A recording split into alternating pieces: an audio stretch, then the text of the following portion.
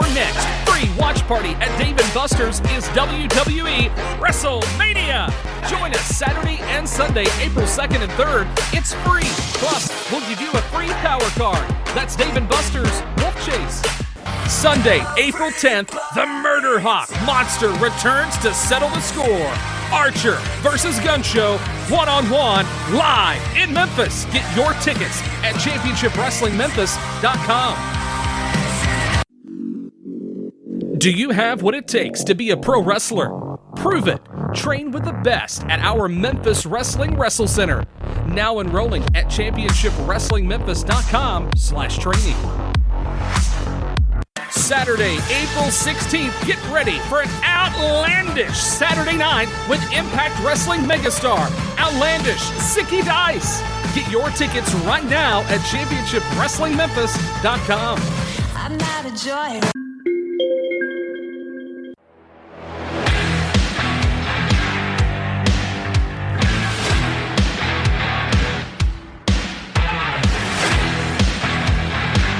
American Hostile Championship Wrestling's on tour with the following upcoming events. Campbell, Missouri, April the 9th with Rhino! Gore! Gore! Gore! Ladies and gentlemen, the man-beast Rhino is here! On April the 9th at the Community Center in Campbell, Missouri at 36045 State Highway, WW. Bell times at 7:30. Advance tickets $10 and at the door for $12.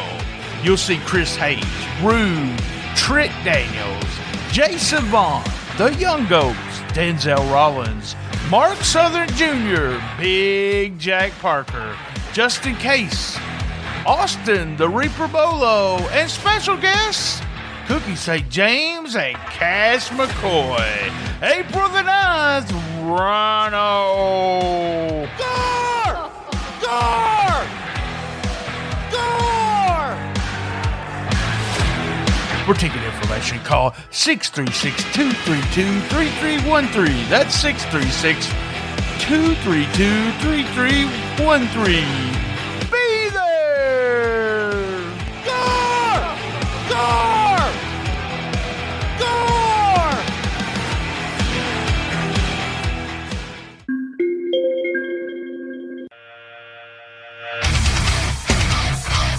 Hey, just a quick reminder, subscribe for $5, $7, or $10 at www.patreon.com/Shooting the Shiznit without a G. That's right, Shooting the Shiznit without a G.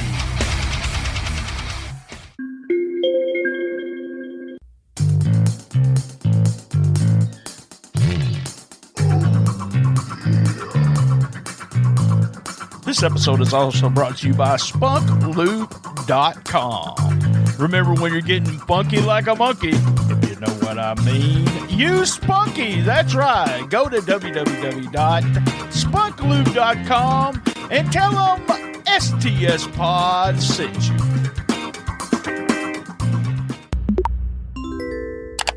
We can all help prevent suicide. The National Suicide Prevention Lifeline provides 24/7 free and confidential support for people in distress, and also prevention and crisis resources for you and your loved ones. Call 1-800-273-8255. 1, 2, 3.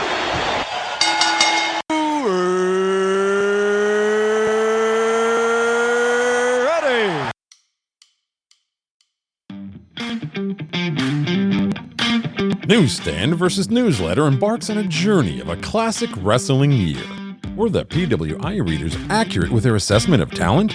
Were the Wrestling Observer newsletter subscribers more right than wrong? Join longtime friends Scotty and Andrew as they talk about Newsstand versus Newsletter.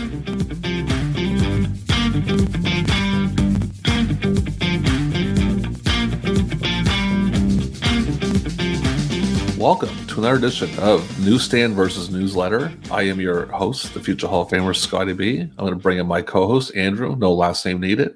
What year are we doing, Andrew? Tell the people what year that we're doing this time. We're going to do 1988 Anno Domini I love it. Really excited for it. I love it because 1988 is a big, big year for me, man. 1988, I'm 10 years old, man. And I'll tell you, I had one of the most traumatic experiences of my life in 1988. Tell me. Might get sued for saying the name of the company. There's a certain coffee company in this area that everyone loves that lets kids go to camp. You know what I'm talking about? They send the kids to camp. And it's a coffee company? It's a company that serves coffee and donuts and now sandwiches and stuff like that. There's one on like every corner. Is it named after a dead Toronto Maple Leaf? It is, yes. And I'll tell you the story. Oh, yeah. So, as a kid, younger, we weren't the most wealthy family. So they would send us like unfortunate kids, like kids with no money, to this camp after this name of this company. And I remember getting there and oh my God, hell. It was like a slave. Like I probably have worse in my mind, but I remember just absolutely hating it. And secondly, when I'm there, I get the news on a payphone that my favorite hockey player got traded to the Los Angeles Kings. So I'm like already upset as it is, and then that happens. I'm a fucking wreck, right? So that was I'm telling you, the camp was traumatic. It was just I almost got hit by lightning at one point. Like it was in Ontario. I had no idea you were such a Marty McSorley fan. Yeah, I was really upset that he got traded. It was a bad experience. So it was funny as I got like the next couple of years, like 11 and 12. Whenever I acted up, my mother would say to me, "If you don't stop acting up, I'm sending you to camp." That was her line to me. So camp was not my strong point. But 10 years old, man, I'll say for me, 1988, it was my first year really, really, really getting into wrestling like full time, brother. And I want to show something because we're gonna get into you, but we have a lot of clips today to show. And this is the thing. This was the first thing I ever watched on TV, like as it happened. And to this day, and this is gonna sound really, really weird. But this intro gives me gets me all hyped up. And let me put a background to it. I'm watching this show with my stepfather, waiting for it all day. Like I'm super stoked at school, man. I can't wait to get home and watch this. And you know what I'm talking about? I'm going to show the clip now. And when this person comes out, it's the first match of the night. And when Vince hypes it just gets me so worked up. So I'm going to play the clip right now. And whatever, maybe we'll get hit with copyright. We'll deal with that later. So here it is. Get back to you.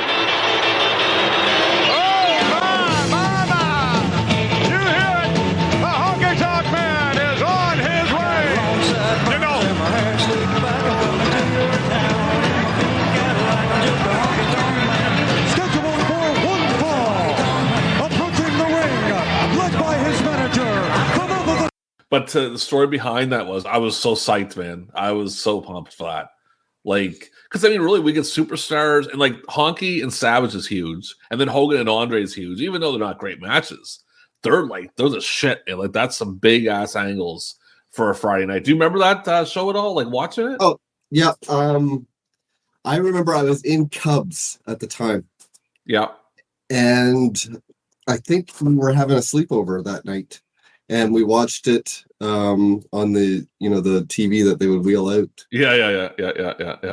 That's fun. We'll get back to all that in a little bit here. I just kind of want to throw that out there for the 10-year-old Scott. So 8-year-old Andrew, 1988. What was going on there?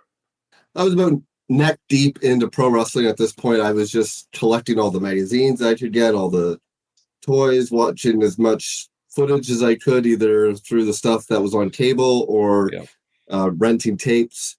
And you had access to cable. I'm very jealous of that because you had TBS and stuff, and I didn't have that at my age. Not in 88. Okay. In 88, I had TSN, and I remember seeing Stampede and AWA. Yeah. So keep going. What you're saying. Yeah, I was just saying that it was really intense, my fandom in 88. I remember the VHS tape for WrestleMania 4 going with my grandfather to every mom and pop video rental store we could find until eventually I just felt guilty that we were just driving all around trying to find this tape. That's what grandparents are for. That's what they're there for. That's what they do for all of us. Like he was willing to do it. It was just like after a while, I just felt like he was getting frustrated with not being able to find it. So I remember just like the last place just renting WrestleMania 3, even though I've already seen it, just as a way of like, okay, well, let's get something. And it took me forever to finally watch it, Mania 4 that is, and not necessarily worth the wait. Yeah, but we're kids. I mean, listen, I get it. I told you my story watching on the closed circuit. My poor grandfather, God bless his heart, man, hated pro wrestling and just good to his grandkids. Think about someone who doesn't like pro wrestling in there. My grandfather's probably in the 60s thinking 4 hours of that shit. For us, it was great. But, it was good. I mean, looking back, it wasn't the greatest pay-per-view. But for us as kids, it was awesome. All right, so let's get into the pro wrestling. Let's talk about 1988 a little bit. Because I'm kind of doing something a little different. I found with this, I was talking to you at the pre-production meeting. I think over a few things in 88. I got some cool clips coming up. We're going to have a fun time with this. We're going to start just the year in 88. Some of the events, Bunkhouse Stampede. Also, the Rumble comes at the same time. They go head-to-head. Which is how crazy is it that the Rumble was just done just to spite Crockett, and it becomes probably it's your favorite pay-per-view of the year, isn't it? Yeah. Well, favorite WWE pay-per-view. And also the Survivor Series the year before to spite Starrcade. So the Rumble, Jim Duggan wins the Rumble. WrestleMania 4, Savage. Go ahead. So if you think about it, Mania and SummerSlam were pretty much the only two that they had that wasn't to spite someone. To spite somebody. It's just Savage wins the tournament at WrestleMania 4. Flair and Sting match, big deal. Crockett Cup. Luger and Sting beat Blanchard and Anderson in the finals. Let's take a look what else we got here. The 5th Von Erich Memorial Parade of Champions. Kerry Von Erich defeats Iceman Parsons. That company's going the fuck downhill at this point. The 84, 85, 86, 87, 88. Yeah, that's crazy. One. Well, one Von Erich dies a year anyway, so I mean, it's true. The Great American Bash, Flair beats Luger. The 2nd annual Eddie Graham Memorial Show, Kerry Von Erich beats Jerry Lawler. And I don't know what the hell happens here. There's a title on the line. The Bruiser Boy Memorial Show, Tenryu Hara beats Saruda and Yasu in a tag match for the World Tag Team Champion. SummerSlam, the Mega Powers with Hulk Hogan and the Macho Man, Randy Savage, beat DiBiase and Andre the Giant when Elizabeth shows her underwear and everyone gets all excited. And there's kids are like, kids are putting that in the spank bank. There's some spank bank material right there. Or they're rewatching that tape over and over again. And that's about it there. King of the Ring. Do you know who wins King of the Ring 1988? Is it DiBiase? DiBiase beats Savage in the finals. Yeah. Getting his win back. Super Class 3, Lawler beats Von Erich. You know the story behind that one, right? Yeah. When they're going over the finish, I'm good. And then fucking cuts himself with his blade. Goddamn Von Erich. And Starrcade, Flair beats Luger. We got the class champions. We talk about all this stuff later. Nothing too crazy. Let's see what else we got here. Oh, WWF debuts. These are some debuts for the WWF. And I might not have gotten all of them. So if you know more, go ahead and input once I'm done. And if people know more, put some in the comments too. Sure. Earl Hebner debuts at the main event. Oh, yeah. Yeah. Mike McGurk. We all love Mike McGurk. Let me just get up here. Brother Love, Big Boss Man. The Rockers they kind of debut in 88 because they were in there in 87, but Jimmy Jack Funk put an end to that. Powers of Pain, Terry Taylor, Blue Blazer, the Brainbusters, Ronnie Garvin, the Bushwhackers, Tim Horner, and Kurt Hennig. If you know anybody else, and not too, go ahead. Well, Kurt was there in the early 80s. That's fine. No, he re-debuted. Oh, yeah, I guess. Okay, fine. Well, then we'll take him out of the fucking picture. But anyway, if you have someone else in that list, and not I'm not talking jobbers. I'm talking actually, you know who I missed? Bad News. Yeah. But he's another guy that wrestles for them in the early days. Okay, fair enough. So I guess that's right. So the NWA, I only got a few here. They were gonna go downhill. Bobby Fulton and Rip Rogers, Rip Morgan, the Second Assassin. I think I put the name of it. I did not produce like a Russian assassin. Yeah. Chris Champion, Paulie Dangerously, Kendall Windham, and Dustin Rhodes. Can't be Chris Champion. Chris Champion was there the year before in Newbury. Well, then they screwed up where I read it at. That's on them. But anyway, maybe Todd Champion. Yeah, I don't know. Man, it doesn't matter. But anyway, where do you want to start? We have some fun stuff. We have some video clips we can show. And P.S., I want to give a shout out to the place I took the video clips from because I don't want to be a douchebag and not shut them out because I also run a hard trade site. People take my clips. Wrestling Club with Darren and Brett. Have you ever seen that YouTube page? I'll check it out. It's really cool. You have a lot of fun with some of the clips. It's a good time. Yeah, I just want to give them a shout out because I did take some of the clips, and as a partner, we're going to watch this anyway. But if they ever do watch it, I'm not scamming you. I'm giving you the shout outs for it. Let's start with some of the awards. Let's start with Rookie of the Year. How about we start with the fucking memoriam, man? Oh, every time we do this. Every time. Sorry about that. Go ahead. So in memory, these are wrestling personalities who we lost in 1988. It includes Adrian Adonis, Fred Atkins, Bruiser Brody, Bad Leroy Brown, Jim Carlisle, J.R. Foley, Paul Jones, Paul Kelly, Leroy McGurk, Dave McKigney, Mike Sharp Sr., and Tom Thumb. What did Mike Sharp Sr. do? I never even really heard of Mike Sharp Sr. Yeah, he was one half of the Sharp brothers. They were okay. Yeah, I know who you know. Yeah, big deal in Japan. Yeah, that's true. That's smart. Okay, so again, I fucked up again. I always do. I always forget the memorial. Rookie of the Year. Who wants to go first? Do you want to go first? I'll go first. Who do you think won? 1988 Rookie of the Year. You know what's funny? I thought of it earlier and I forgot it already. I'm going to go with Owen Hart. What do you got there? I can't see who that is. Medusa. Nice. That's a good time. That's a good one. She was an AWA at that point, wasn't she? Yeah, she won the women's title from, I believe, Wendy Richter. Okay. Yep. And who's the runner-ups? First runner-up is Chris Benoit with 12,950 votes. Second runner-up is Max Payne with 11,258 votes. And third runner-up is Scott Steiner with 10,836 votes. So all-star lineup. Honorable mentions include Brian Pillman, Ricky Rice, Soldat Ustinov, Stephen Casey, DJ Bob Carter, and John Paul. Interesting. So when Pillman's your fourth runner-up, essentially. It's a good year. Not bad. So my Rookie of the Year is coming up here. Here we are.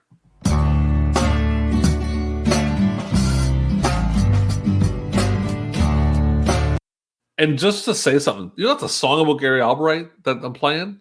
Oh, really? It's a song about, because I was trying to find... What's the name of that band?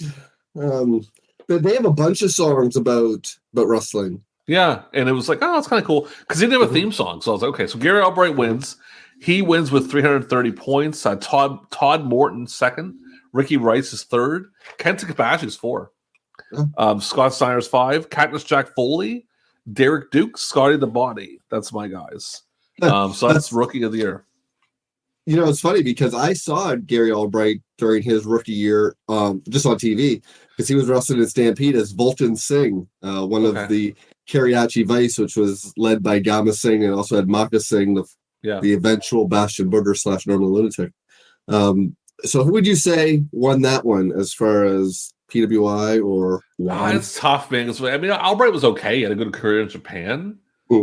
It's almost, I don't want to say a tie, but Jesus Christ, it's pretty even. But I'll go with Medusa. Medusa did a bit more. Yeah. She had a bit of a long run. So I'm going to go with our first clip. Our first clip today. This is going to be some commercials. Okay, so get ready to rock and roll. We're going to start out here with this one. Okay, I finally tracked down Strikeforce to talk about the big one, Hostess WrestleMania 4. Collectible WWF wrestling stickers free inside specially marked bags of Hostess chips and snacks. 35 all-new stickers plus a chance to be an honorary WWF manager. Details at the Hostess rack, but hurry, it won't last long. So if you're looking for Mr. Fuji or Demolition, you'd better get down to the Hostess rack right now. Hey, fellas, come on back. What do you think of that? I love it. An honorary manager. That's got to be like a house show gimmick. Absolutely. Yeah. No, it's funny because I remember collecting those and it taking forever for me to get Sika and Honky Tonk Man. Yeah, I remember going to the store. Actually, it's funny because I grew up in this neighborhood and I moved. Back when I grew up here as a kid, I was at the store like crazy. They got their sales for sure. They definitely got their sales of Hostess because I bought the shit out of them chips, man. But it was fun. No, it was cool. Let's just do one more. Let's jump into one more here, and then we'll go to another award. West Philly tastes great. Sir, would you prefer hamburger A, a Wendy's hamburger, which is always made fresh, or hamburger B, which is pre-made and sits around? B! It's hard like my deltoids. Yes, but wouldn't you rather have the juicy taste of the Wendy's hamburger? Hey, no pain, no gain. And that B burger, that's pain, yeah, real pain, the kind I like. That burger put some serious hurt in me. I love it. Got any more? Most people like the taste of fresh. What do you think of that? It's cool stuff, man. I was thinking as I was watching a bit of the game, I thought I'm gonna go in there and mix some shit up a little bit. So that was fun. Okay, let's jump into the next award. We're gonna go with it's on your awards, Inspirational Wrestler of the Year. That goes to me for most disgusting tactic of the year. And let's have a little fun with this one. It's coming up. Exactly what happened at Reunion Arena last night that has left Fritz von Erich critically hospitalized as we speak. I really don't feel. I was gonna guess that. You didn't let me guess. Oh, I'm sorry. That's my bad. I get a little ahead of myself, but anyway. I know. Oh, you're okay. Why is he waving in the background? What's he doing back there? Fritz von Erich, Brush with Death. Those are the ones of fucking weird bullshit. Number 2, WWC still employs Jose Gonzalez. WWF ignores the death of Adrian Adonis on TV. Carlos Colon uses wife and Angle. NWA reviving the Midnight Rider. Honorable mention. NWA and WWF ignore the death of Bruiser Brody on TV, which I don't really see that being a big deal. He didn't work. He worked a little bit for WWF back in the day, but not really NWA. Not Crockett, at least. Yeah, he didn't really work Crockett, but I mean, he was a big enough name that you would think that they would say something. Yeah, Elizabeth. I mean, Gorilla never worked for WCW, and they mentioned him. True. Well, I think Bobby made him do that. Really. Elizabeth taking off her skirt at SummerSlam. NWA using Magnum in an Angle, and Rick Rude's tights. I'll go with that. Fritz von Erich one's pretty accurate. That's some pretty shitty stuff to be doing that stuff. Inspirational Wrestler of the Year for you. Yep. I'm going to go with the Hulkster. Your boy. Oh, Jesus Christ. Fucking Lawler, man. Every goddamn time. King Lawler. The hell with him. Inspirational. Yeah, for being a fucking creep. 17,285 votes for the King. First runner-up is Kerry Von Erich with 15,288 votes. Second runner-up is Road Warrior Animal with 10,837 votes. And third runner-up is Jake Roberts with 7,148 votes. Honorable mentions tallying 16,074 votes included Hacksaw Duggan, Jason the Terrible, Nikita Koloff, Stan Hansen, Jim Garvin, and Bruiser Brody. Yeah, well, I'd say all the rest of the guys would fuck Jerry Lawler. I don't like him. So another commercial up. After each one, let's do another one. Here we go. Superstars of the WWF at 1-900-660-2929. Right, Macho Man? Yeah, this is the Macho Man Randy Savage. And Elizabeth. Yeah, call the action line every day, yeah. That's 1-900-660-2929. The one and only WWF action line. It's the next best thing to being there. 1-900-660-2929. Be a part of the action. $1.50 per call plus toll a penny. Call the action line every day. Yeah. You know what's interesting about that? They didn't say ask your parents' permission before that. And call every day. Don't forget that every fucking day, kids. Call every day because Elizabeth might be on that line and she might tell you how pretty she is. That is a bunch of that. And you know what's funny? I think I called that once as a kid. The WWF one. I want to think I did. I want to think that I vaguely remember I got the fan club in I think 89. And I think the number was on it somewhere in the fan club. I think I called it, but it was like a quick one. It wasn't for long. It was probably fucking killed me. But yeah, that's a fun little commercial. We're gonna probably mix up, throw a commercial after every award. You know what I mean? Maybe we'll do a big splash of them at the end. Most improved. I'm guessing for you, I'm gonna go with Scott Steiner.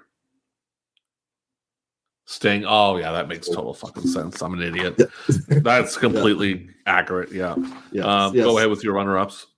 Sting gets it with 19,567 votes. First runner-up is The Ultimate Warrior with 14,352 votes. Second runner-up is Iceman Parsons with 9,357 votes. And third runner-up is Jeff Jarrett with 7,103 votes. Honorable mentions include Big Boss Man, Jerry Lawler, Lex Luger, Don Morocco, Al Perez, and The Warlord. Why the fuck is Don Morocco on that list? I have no... How the hell did he get better? He got worse by a mile. Well, I guess if you compare his 87 to his 88. 87, he's curtain jerking. He does a little bit in 88. At least in an angle in 88, not the Bob Orton angle that no one cares about. Plus, he does get a world title match or world title shot being in the tournament.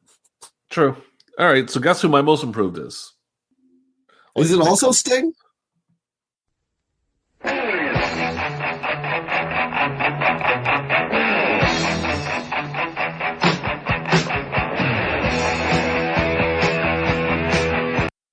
Now, is that his first promo music? Is that his first intro music in NWA? Yes, and that's my favorite Sting song.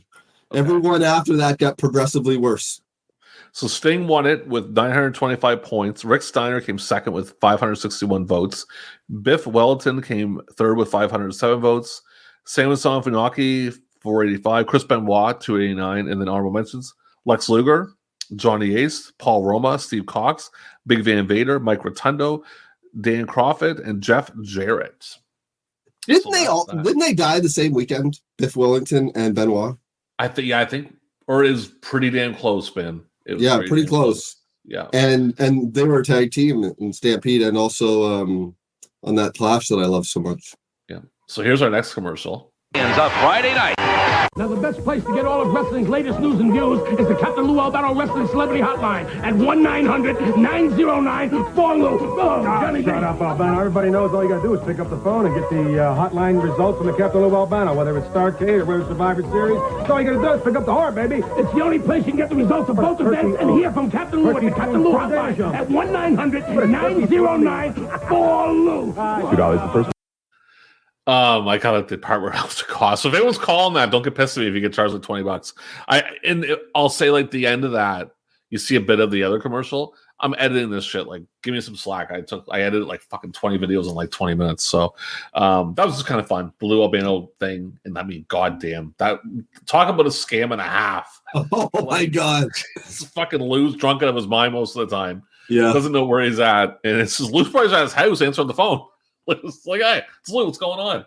Like, what the fuck am I doing calling? Yeah, that was a funny one. There's some really cool stuff on that guy's site. I'd get people to check it out. He has like commercials from like almost 85, like up. So there's some really fun ones on there. The next one we're gonna go with is Mantra of the Year, and I'm up first. So guess who my Mantra of the Year is? Let me see. Does his name rhyme with Bim Cornette? Oh Jesus.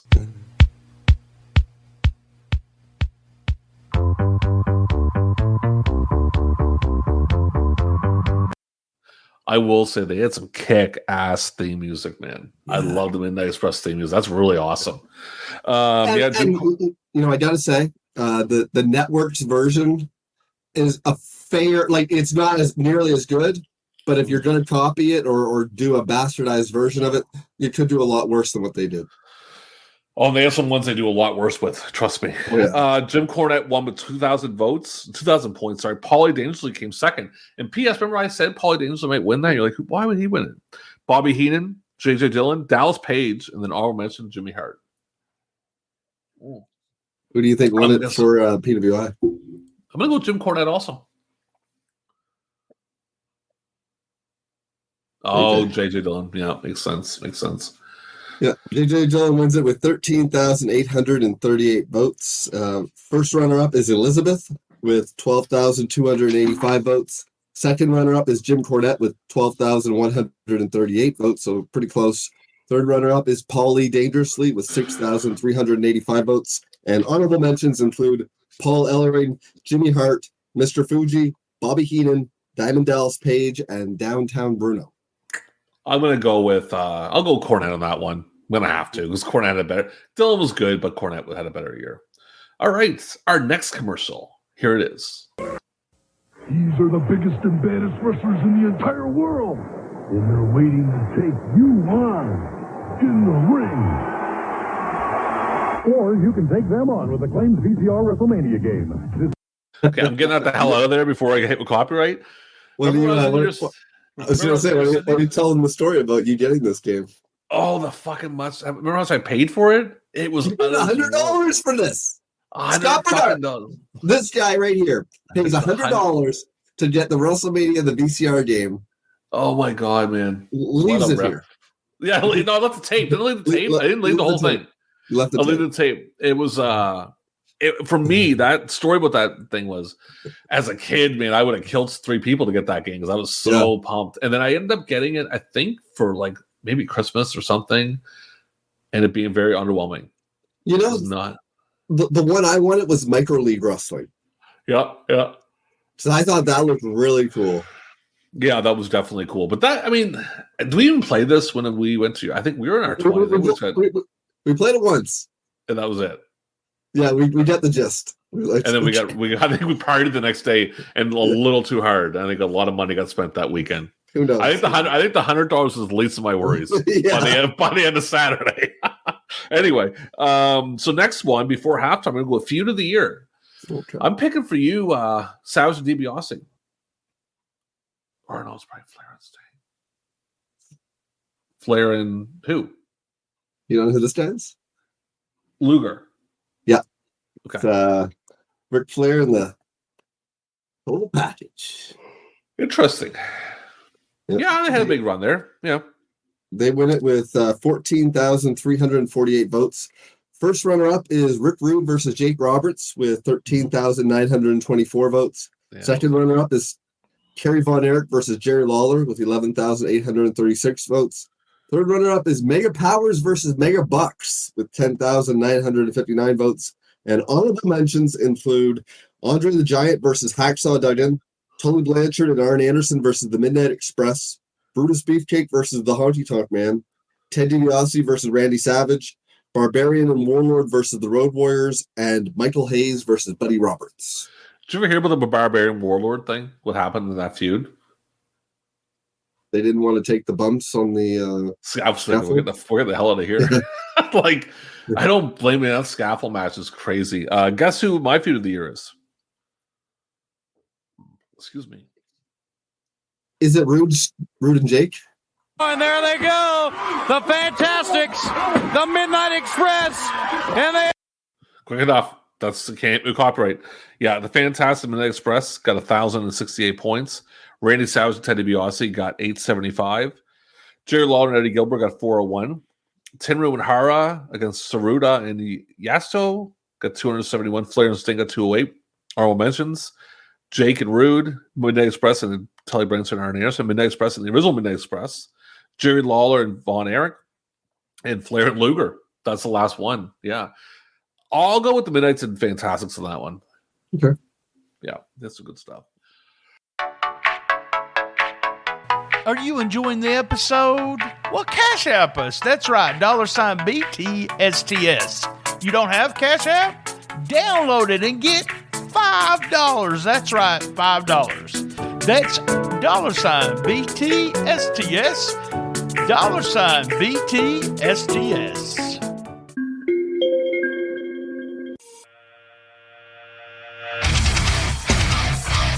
Hey, just a quick reminder, subscribe for $5, $7, or $10 at www.patreon.com/Shooting the Shiznit without a G. That's right, Shooting the Shiznit without a G.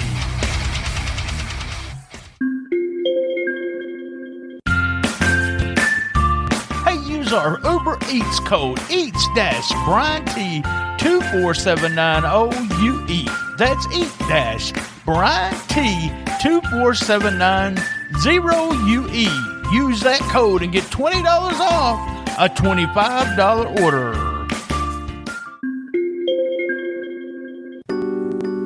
Hey, I just want to take a moment to tell you about Athletic Brewing Company. This might sound strange to some people, but ABC makes non-alcoholic brews. That's right. I like to taste the beer with my food, but not the alcohol. If you go to tiny.1/STSPod2022, that's tiny.1/STSPod2022, and try a 6-pack, use that link. If you buy a 6-pack, you get one for free. Athletic Brewing Company.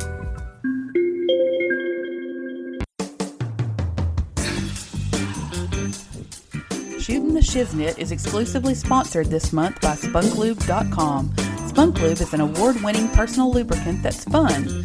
Spunk Lube is available in 4 varieties: hybrid, pure silicone, natural, and pink. The newest addition to the Spunk Lube family is Spunk Lube Pink. The pink formula is colorful and fun to use. It's a special hybrid formula that's non-sticky and non-staining. All of their products are shipped in discreet packaging from D Enterprises. Please go to spunklube.com and order a unique, fun-to-use personal lubricant.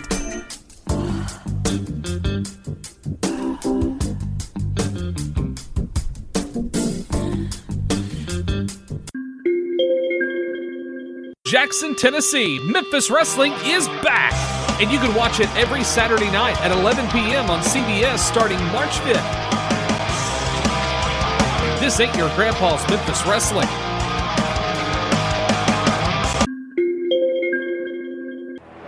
Campbell, Missouri, April the 9th, American Hostile Championship Wrestling at the Campbell Community Center. Field time 7:30. Call 636-232-3313. All the top American Hostile Championship Wrestling stars and Rhino. Gar! Gar! Gar! Be there!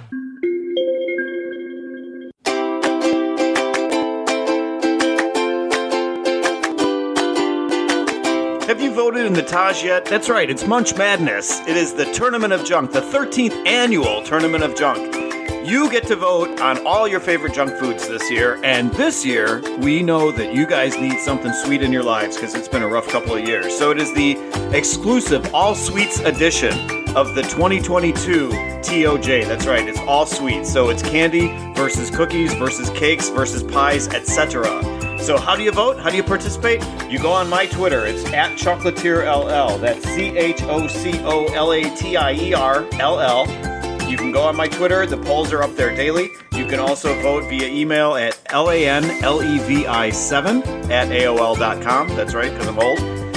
And you can vote either way. The more you vote, the more often you get a chance to win. One lucky voter will be drawn at random after the entire tournament is over, and you will win a $50 prize pack of junk food.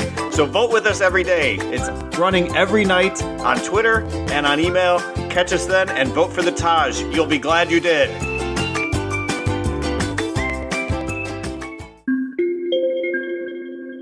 Our next free watch party at Dave & Buster's is WWE WrestleMania. Join us Saturday and Sunday, April 2nd and 3rd. It's free. Plus, we'll give you a free power card. That's Dave & Buster's Wolf Chase. So we're going to jump in to our halftime real quick here, and then we'll do little videos after that, and we'll hop back into it. So our halftime show is different. At this point, 1988, you're 8 years old, I'm 10. This was kind of tough for me to really pick. What your favorite, I'll let you go first. Your favorite TV show, your favorite movie. It doesn't have to be for that time frame. Your favorite movie at that time, okay? Yep. And your favorite album.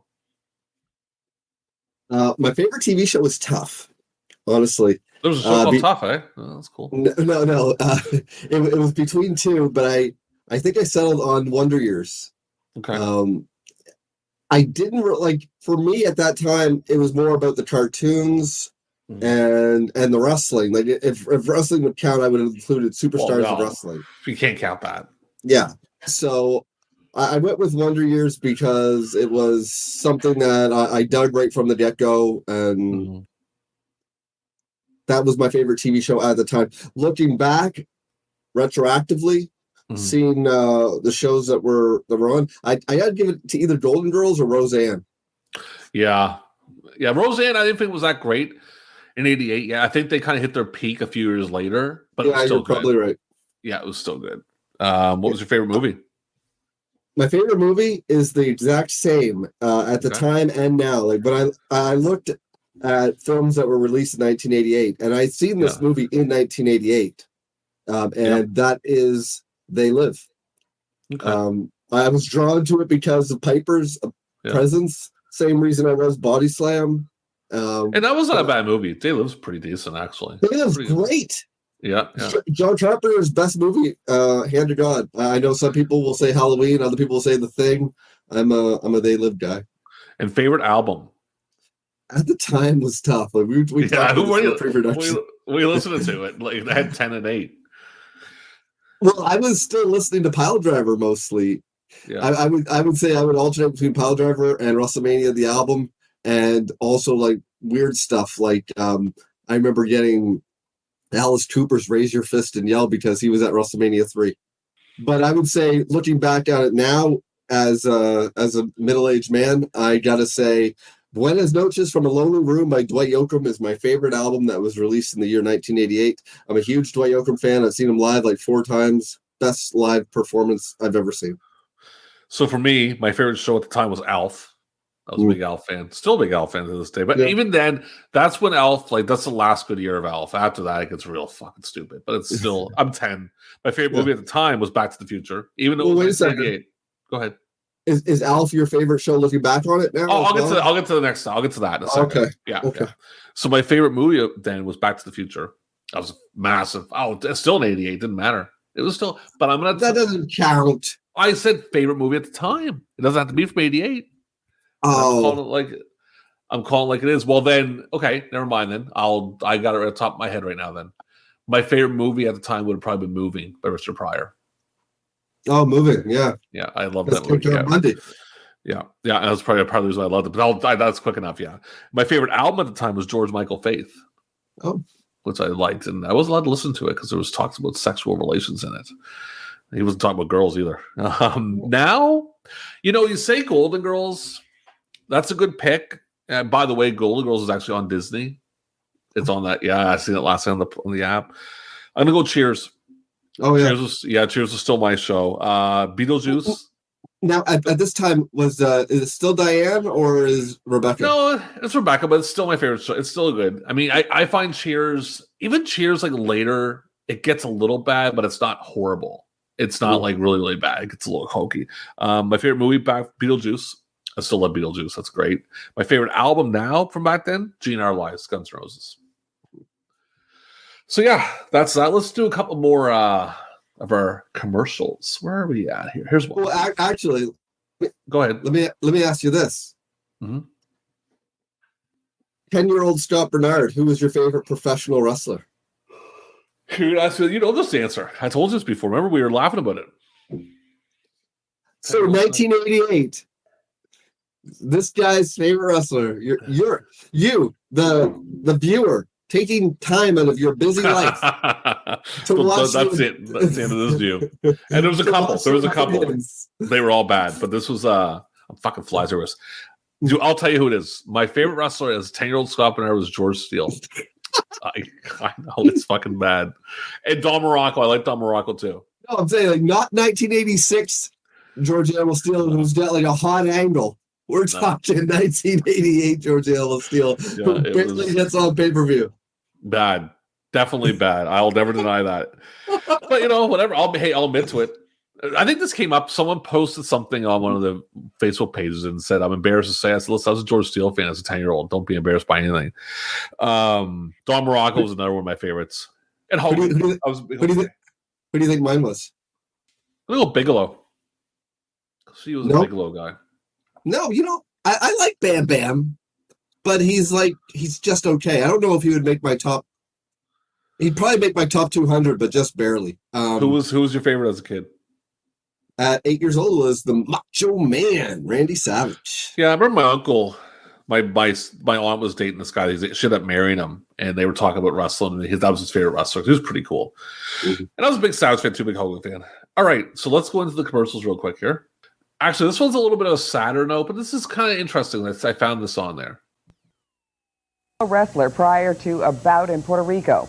42-year-old Brody brought his pro wrestling act to St. Louis in 1979, and he's been a favorite in St. Louis ever since.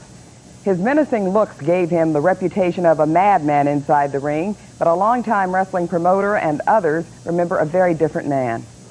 A type of family man. You would never know that this was the same personality in the ring was going to mash somebody with a chair or throw him over the top rope. Brody is survived by his wife and 7. Yeah, so I found on YouTube. I just typed in a few things, but yeah. So I mean, it sucks, but it's a big deal in '88. We can kind of go over that real quick because I mean, I never knew about that I don't know when I first heard about it. Probably the magazines I heard about that, but really crazy in the way they went about doing it, the way they basically sent subpoenas out after the trial. That's kind of shady. And yeah, so let's jump into the next one. Best babyface, most popular wrestler, and I'm first. I want you to guess who mine is. Is it Sting? I am a real American, fight for the rights of every man. I am a real American, fight for what's right, fight for your life. I'm going to go into my notes here and find best babyface. So Hulk Hogan wins it with 1,172 points. Sting wins number 2. Akira Maeda is 3. Randy Savage is 4. Nagoto, I can't pronounce her last name. You know, talking about the women wrestler from Japan. Okay, we'll skip her. Ultimate Warrior with an asterisk by because he calls it the Anabolic Warrior. They mentioned that. Yeah, Rick Steiner and Elizabeth is honorable mention. You know, it's so funny that he does that, because you might as well say the Anabolic Macho Man or the Hulk Anabolic or Anabolic. Oh, he hates the Warrior.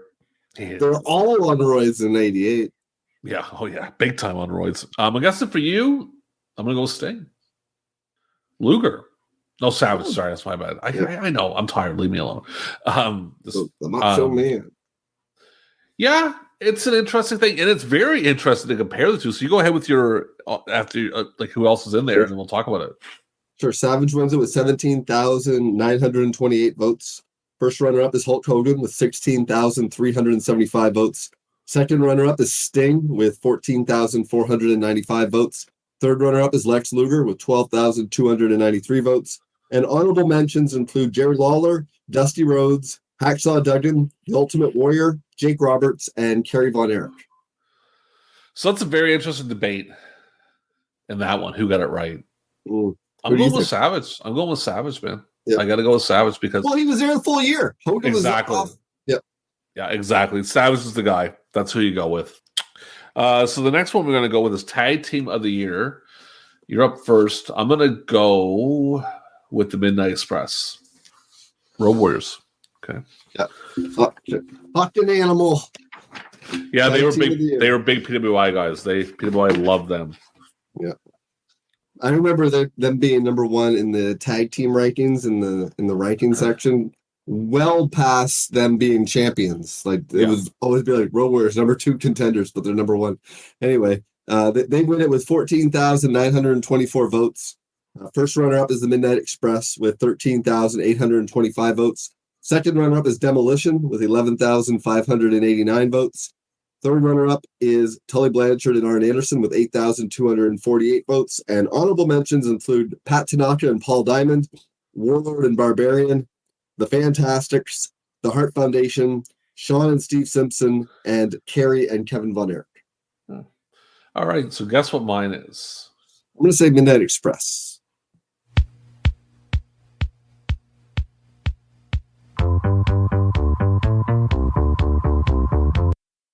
Yes, it's the Midnight Express. They win with 1,705 votes. The second is a fantastic, 700 votes. So it's 1,000 difference. Arn Anderson, Tully Blanchard, Footloose, Kawada, and Fiocchi, Tenru and Hera, then Road Warriors, Crush Gals, Pat Tanaka, and Paul Diamond, Rockers, and Samoan SWAT Team. I'm going to go to Midnight Express on that one over the Road Warriors. We're going to jump into your editor's award, which is my reader's favorite wrestler award. I want you to guess who got it for me. Is it Ric Flair?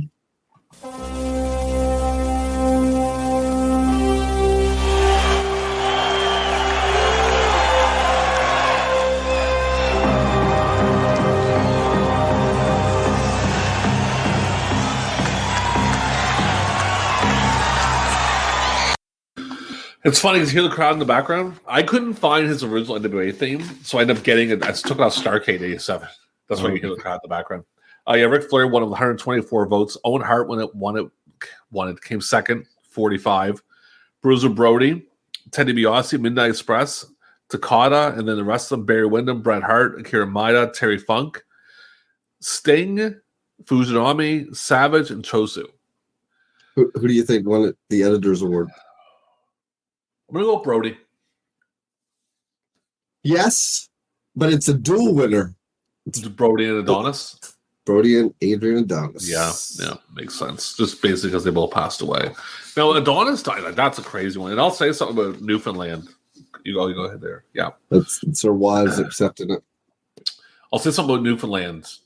I've been to Newfoundland. I apologize to any if one of the 63 viewers is from Newfoundland.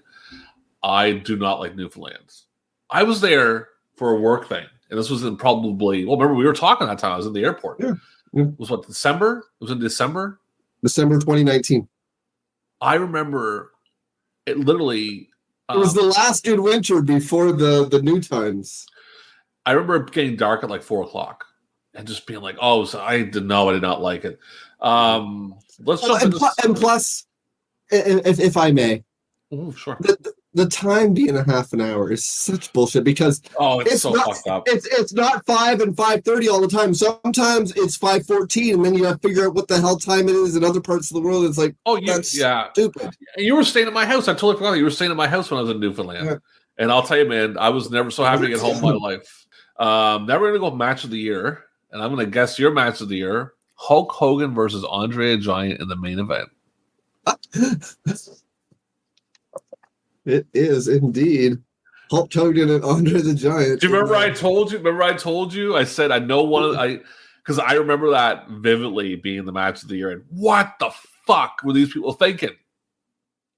This was my very first PWI year-end awards, and I remember everything in this magazine because I would look at it like it was the freaking Bible, and I lived in Alabama. Yeah. Hogan and Andre win it with 13,285 votes. First runner-up is Sting versus Ric Flair from the inaugural Clash of the Champions with 12,848 votes. Second runner-up is Jerry Lawler versus Kurt Hennig with 10,954 votes. Third runner-up is Ultimate Warrior versus Honky Tonk Man with 10,123 votes. And honorable mentions, and there's a few. Kerry Von Erich winning the World Class title from Al Perez on March 6th in Dallas. Randy Savage's victory over Ted DiBiase in the final of the WrestleMania 4 title tournament on March 27. Sting and Lex Luger's April 23 victory over Tully Blanchard and Arn Anderson in the final of the Crockett Cup. Ric Flair's victory over Lex Luger on July 10 in Baltimore. The Mega Powers' defeat of the Mega Bucks on August 29 at SummerSlam 8. So what do you think my match of the year was? Is it Sting Flair? Talk about, before I get into the honorable mentions, a career match right there for Sting. Like, he go made from being like, what was Sting doing before that? Mid-carding pretty much? Yeah, he was like, to put it in perspective, at Starrcade 87, he was in the opener in a six-man tag, teaming with Hayes and Garvin against Zbyszko, Al Perez, and Eddie Gilbert, I think. And to go from that to a career-making match, it made Sting. And, you can talk all the shit you want about Ric Flair. He was not afraid of making some competition so that, he has somebody to work with. Yeah. And there are a lot of top guys that wouldn't do that, or that as soon as you had your run with them, you were, shuffled back down the card. Yeah. I'm not going to name any names. But I will say this. That was probably my third favorite match on the first Clash. And also, I'd say Sting is one of my least favorite Flair opponents because with whether it be Luger or Nikita or Garvin or Steamboat or whomever, it seemed like it was more of a mix-up. Like you could watch multiple matches and see different spots. You've seen one Sting Flair match. You've seen every single Sting Flair match. So that was match of the year. Runner-ups are Midnight Express and the Fantastics from the same card. Midnight Express and the Fantastics again April 26th. Footloose against Nakano and Taka Ono from Korakuen Hall in Tokyo. I got it right at the end. Give me some credit. DiBiase and Savage from MSG with that crazy fan I think climbed the cage like a fucking idiot. Like, what the hell was that fan thinking? Inoki and Fujinami. Fujinami and Chosu. Tenryu Hara against Saruda and Yasuo from Osaka. August 30th, Midnight Express against Tully Blanchard and Anderson. August 26th, Teddy DiBiase and Randy Savage for the Cage match, July 22nd. That's my bad. That's the match where the fan tries to get in. Owen Hart against Hase. Hase against Kashinaka. Jumbo Shooter against Tiger Mask. Owen Hart against Yamadi. I can't pronounce it. That's the hell of that shit. That's the rest. That's all. But anyway, yeah, I mean, you got to go with Sting. Yeah, I think PWI had a better match. I think over Hogan and Andre. Yeah, let's be real. I mean, listen, as a kid, Hogan and Andre was fucking huge, man. I mean, yeah, but even so, it didn't seem like it was as good as Mania 3. That's true. That is actually true. I think they have a better match Mania 3, which is not saying much, but definitely better. Wrestler of the Year. So I want you to guess who my Wrestler of the Year is. Is it Ric Flair?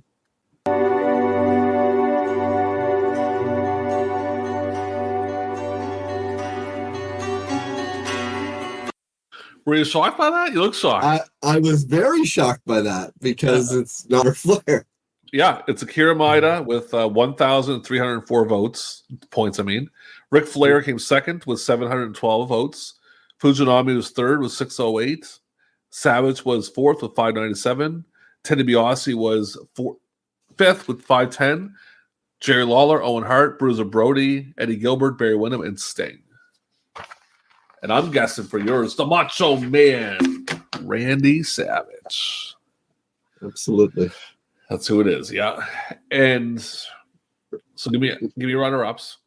Randy Savage wins it with 16,397 votes. First runner-up, Jerry Lawler with 13,472 votes. Okay. Second runner-up, Lex Luger with 12,674 votes. Third runner-up, Ric Flair with 10,258 votes. Honorable mentions include Hulk Hogan, the Honky Tonk Man, Dusty Rhodes, Sting, Kerry Von Erich, and Barry Windham. I'm gonna go with Savage because I didn't see any of Carolina stuff. I would not know it if I seen it. So I know it's that's just what it is. So we're gonna go to Mr. Andrew. You got some predictions for him for 1989? Or sorry, yeah. Let's hear it. I'm gonna read 4. Okay. So here's what the fans of Pro Wrestling Illustrated and their sister publications assumed was going to happen in 1989. Joining the WWF will be Kevin Kelly, the Road Warriors with a new look, T-Ho Khan, Jason the Terrible as a rule breaker, and Jimmy Valiant. Leaving the WWF will be Junkyard Dog, Ron Bass, the Killer Bees, half right, and Joe LeDuc. Yeah, go ahead. Sorry. Kemba Windham will defeat Eric Embry for the WCCW Light Heavyweight title. WrestleMania 5 will be so bad, halfway through the card, the crowd will disperse. Max Payne will enter the AWA and challenge Ronnie Garvin for the AWA TV belt. Kurt Hennig will win the WF World title from Randy Savage at SummerSlam 89. Stampede Wrestling will expand. The NWA World title will go to Lex Luger, but Ric Flair will win it back around October. Flair will lose the title to Bam Bam Bigelow and retire shortly thereafter. The Honky Tonk Man will put out a record with songs written by himself, Jimmy Hart, and Dave Rosenbaum. Greg Gagne will break the 220-pound barrier. And that was Eric McHugh from Toms River, New Jersey. Next, we've got newcomers to the NWA will be the British Bulldogs, Jerry Lawler, Tito Santana, and Kurt Hennig.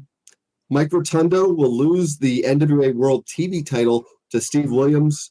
Newcomers to the WWF will be Wahoo McDaniel, Rick Morton, Brad Armstrong, and Eddie Gilbert. 0 for 4, buddy. Ron Bass will be injured and have his head shaved by Brutus Beefcake. Nailed that one. Yep. Nikita and Ivan Koloff will send the Russian assassins back to Russia. Jim Crockett and Vince McMahon will finally join forces to create one giant supercard that will see matches such as Andre the Giant versus Dusty Rhodes, Ric Flair versus Randy Savage, Lex Luger versus Hulk Hogan, Demolition versus the Road Warriors, and the Hart Foundation versus the Midnight Express. Dream big. Yeah, exactly. That was Pete Amoruso from Garfield, New Jersey. So New Jersey heavily represented with their predictions. Next up, We've got Gary Hart will pay Ronnie Garvin $50,000. I thought Gary Hart was the one giving the. I was like, Gary Hart. But keep going. Sorry. Gary Hart will pay Ronnie Garvin $50,000 to return to the NWA. Sunshine will return to wrestling. Greg Valentine and Sherry Martel will start dating. Super Clash 89 will be held outdoors and will capture the outdoor attendance record. No, it won't. Ric Flair will tour the AWA World Class, Continental, and CWA areas to defend his NWA World title. Magnum TA will return to wrestling. Ted DiBiase will successfully buy all the WF titles and will share the tag team title with Andre the Giant. That was Marcio Parker from St. Petersburg, Florida. That's right there, buddy. Didn't get any right. Yep. Next up, last week, go to Jeff Gorman from Akron, Ohio, who had these predictions. Randy Savage will turn against Hulk Hogan and defend the WF World Belt against him at WrestleMania 5 in a cage match. Both wrestlers will exit the cage simultaneously. They will stare at each other in confusion until they are attacked by Ted DiBiase, the Honky Tonk Man, and the Bobby Heenan family. A huge cage war will ensue, and Savage and Hogan will clean house and become friends again. Savage will keep the belt. Sweet. Yeah, Norman Fuzzies. Yeah. Ric Flair will come close to losing his NWA World title to Bam Bam Bigelow at a Clash of the Champions, but he will lose the belt during the Great American Bash to Sting. It's off by a year. Yeah, off by a year, yeah. The Ultimate Warrior will hold his Intercontinental title until August, when he'll lose it to Rick Rude. Almost lost in April. Yeah. Owen Hart, Bruce Hart, and Brian Pillman will join the Hart Foundation, making it the most powerful group in the WWF. The Killer Bees, it's off by a decade. Yeah.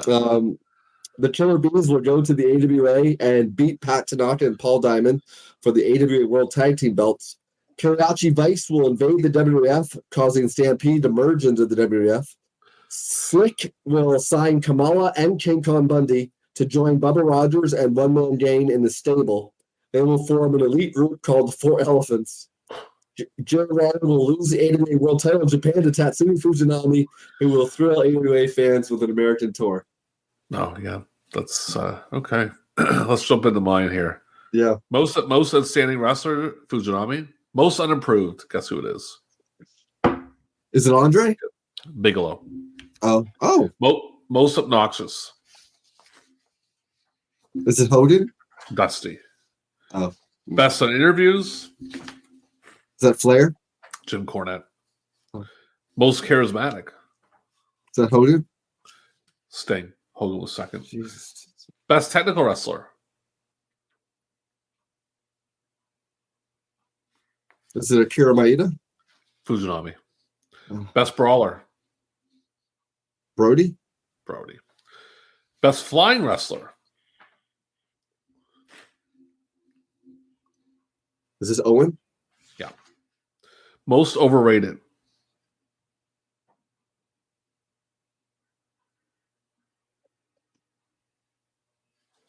I honestly don't know. I'm going to say Hogan.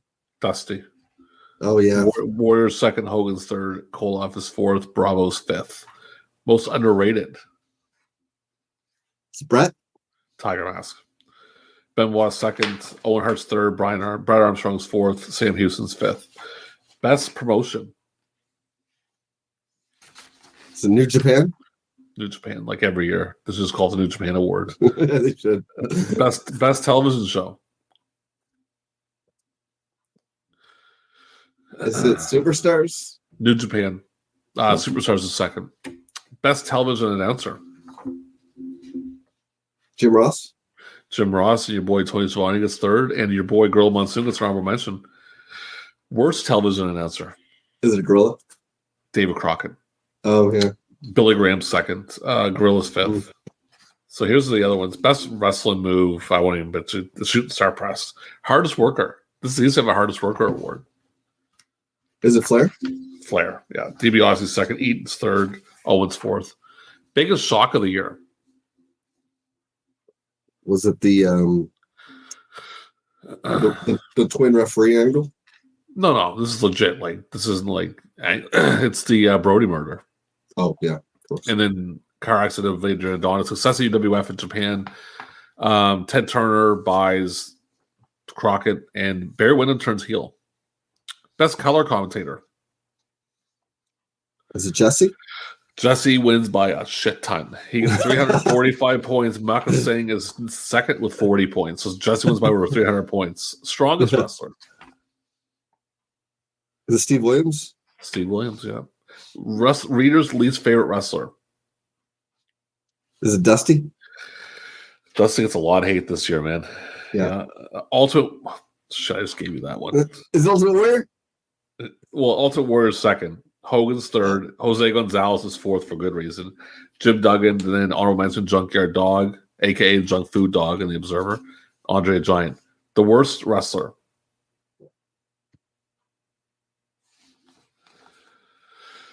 I'm thinking. Is it Andre? Warrior. Oh. Andre's second. Junkyard Dog is third. Dino Bravo is fourth. Rufus Jones is fifth. Worst tag team.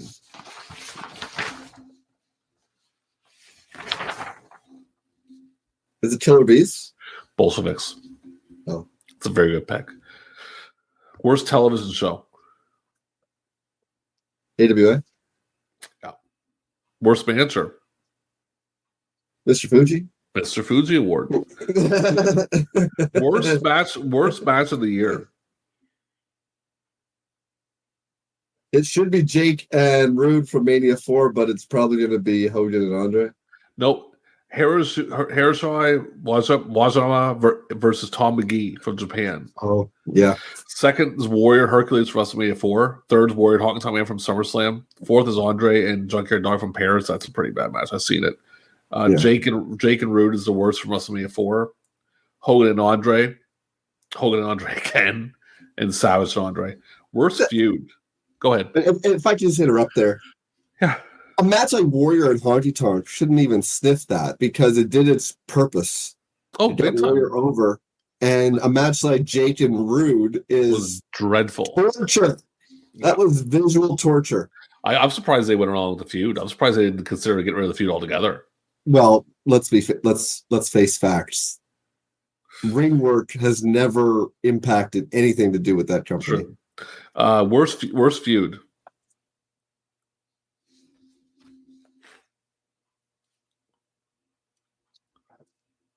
Ooh, is it like Bravo and somebody?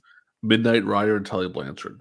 Second, Jim Duggan and Dino Bravo. Third, Brutus Beefcake and Ron Bass.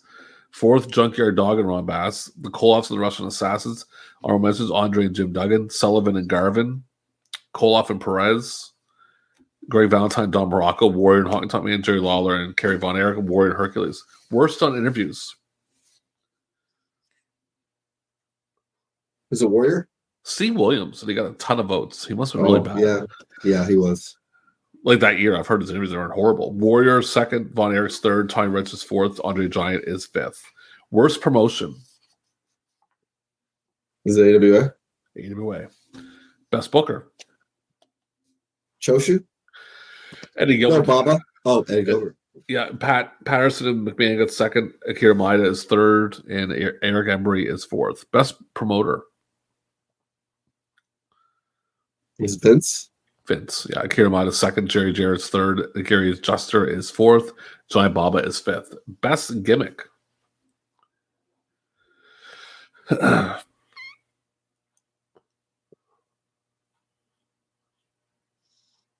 tough. Is it Rick Steiner? It is the Varsity Club with Rick Steiner. So you kind of got it right, yeah. Second's Vader. Third, $1 Million Man. Big Boss Man. Brother Love.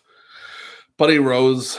Avalanche's Beach Boys. Honky Tonk Man and Rick Rude Kissing Girls. Honky Tonk Man was a killer gimmick in 87. But once he lost in 88, that was the end of him. Yeah, he was done. Worst gimmick. We're almost done. We got one more left to that. Is it Red Rooster? Midnight Rider. They hate Dusty. They fucking hate him. Brutus is second. Akeem is third. Mr. Perfect is fourth. I don't know why Mr. Perfect's that bad. How's Rooster not on there, but Perfect is? I know. Unifying the AWA World Class title. I don't know how that's not a gimmick. That's stupid. That is stupid. Listen, I'm just reading it, brother. Just give me a second. King Haku, Brother Love, The Ultimate Warrior, Big Van Vader, Rude Kissing Girls, as they said was good earlier, and the last one, Red Rooster. So yeah, that's that. And the last one, the most embarrassing wrestler. Is it Andre? No, Dusty. No. Oh, my boy. Oh. That's my boy. Hogan? George the Animal Steel. Oh, yeah. Son of a bitch. You would have got along perfect with the Observer readers in 88. I know. 10-year-old Scott. What are you guys talking about? You sons of bitches. That hammerlock is awesome. Dusty Rhodes was second. Ultimate Warrior was third. Jose Gonzalez was third, tied with the Ultimate Warrior. So Jose Gonzalez murdered a man, but they hated him just as much as the Ultimate Warrior. Well, I mean, yeah. I mean, Invader's pretty good in the wrestling ring. Giant Baba was fifth, tied with Andre. Honorable mention, Akeem, Jimmy Valiant, and Rick Rude. So that, ladies and gentlemen, was the year 1988 through the eyes of the Wrestling Observer, Pro Wrestling Illustrated. You go ahead. Now, who do you think did a better job at summing up the year that was 1988? For Scott Bernard, 10-year-old, it's the PWI, man. But I mean, really? they really fucked around with something. But yeah, I mean, what was the numbering? What at number 2? It was 4-3 for Wrestling Observer. Oh, really? Well, I guess yeah, it was smart because when I was 10. I know I certainly was. I considered at the time, because I didn't subscribe to any newsletters. I didn't even know. Oh, no, you were 8. How the fuck were you subscribing to shit when you were 8? Mom, get me an Observer subscription. This was my Observer. As a young kid, you feel like you've got some inside knowledge, far more than the ones who only watched television. The magazines felt like, well, I'm finding out arena reports, so I know what they're doing in Milwaukee and Memphis and stuff like that, and the fact that they referenced history. And if you only follow WWF, as soon as a guy left the promotion, he was gone. Yeah, never existed again. Yeah. No, it was a fun one. I think we're in commercials and listen, boys kind of come at me and say, hey, don't use our stuff anymore. I don't think they will. I've hyped them like 4 times. Go ahead. What would you say? Who would you say in the WWF, because I know that you follow the WWF more, who would you say had the most impactful debut, and whose exit was the most impactful? That's a good question. Oh, who left in 88? Morocco left. Junkyard Dog left. Killer Bees left. Well, Jim Brunzell stuck around. Orndorff? Yeah, but Orndorff was pretty low down there. Impactful one. I'd say Bad News was pretty impactful. He got pretty, boom, really quick. I'd say Perfect over him. Oh, but at the time, Bad News is boom. He went right to the top. Like I guess at the time, but I'm talking about like throughout their WF career, not just like if we're going just that, then you're right. Bad News certainly had the most impact because he won the Battle Royal. He was always involved in something. So like long term, I would say Orndorff leaving, and then you go with Hennig. But if you're gonna go like at the time, definitely Bad News because he killed it when he came in, went right to the top. So that is that. It is 2:09 a.m. at my location. So I am done for the evening. Sorry for the yawning, but that being said, good night and take care. Our next free watch party at Dave & Buster's is WWE WrestleMania. Join us Saturday and Sunday, April 2nd and 3rd. It's free. Plus, we'll give you a free power card. That's Dave & Buster's Wolf Chase. Sunday, April 10th, the Murder Hawk Monster returns to settle the score. Archer versus Gun Show, one-on-one, live in Memphis. Get your tickets at championshipwrestlingmemphis.com.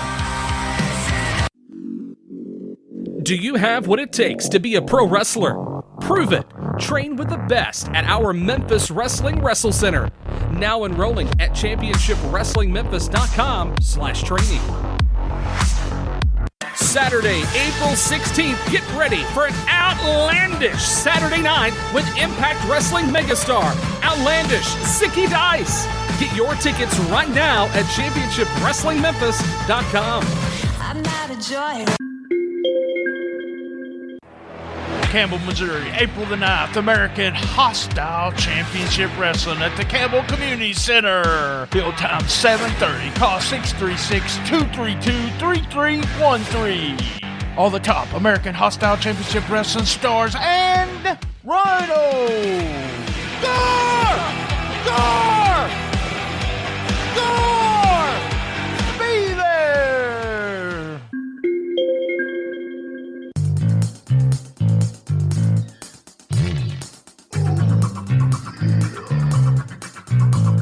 This episode is also brought to you by SpunkLoop.com. Remember, when you're getting funky like a monkey, if you know what I mean, use Spunky. That's right. Go to www.spunkloop.com and tell them STS Pod sent you.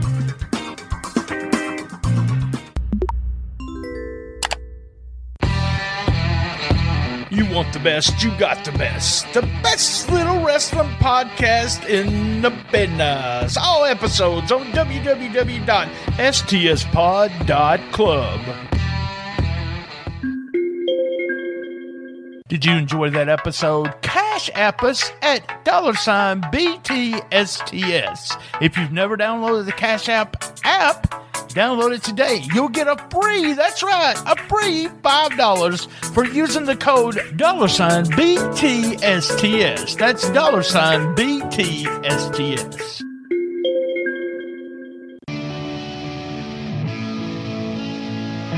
Hey, that was another great episode of Shooting the Shiznit. Thank you for listening, and thank you to all our sponsors. A big shout out to Bob McGee at Pro Wrestling's Between the Sheets. Remember, you can reach us on Twitter at ComicBookMarkBT, Instagram at BT Shooting the Shizit. That's right, Shooting the Shizit without a G. Facebook Shooting the Shiznit, and Facebook Cool Kids Wrestling and MMA Talk. If we don't like you in that group, first you have to ask to get in. If we don't like you, we'll kick you out. All of the episodes are at one place, and that's www.stspod.club. Podcast Roll Call. Who's Right Podcast. Po Boys Podcast. P3 Radio, my buddies Richard and Josh. My World with Conrad Thompson and my friend Jeff Durr. Lance's favorite include Nickology, Rock Solid, Playlist Wars, I'm Fat Podcast. Hey guys, remember, keep your feet on the ground and keep reaching for the stars.